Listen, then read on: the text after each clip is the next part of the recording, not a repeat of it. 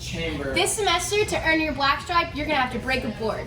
Throughout the cycle, we will be teaching you various hand and foot techniques. Pick your favorite, and then you'll have multiple opportunities to break rebreakable plastic boards. Once you do that, you can earn your stripe. Near the end of the cycle, you'll have a chance to break wood as well. This is Mr. Ryder Nelson. I'm Tia Talmontes, and we're going to teach you how to break a board.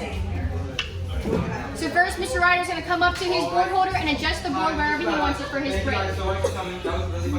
After he's ready, he's going to practice, line up, and make sure he's all good to go.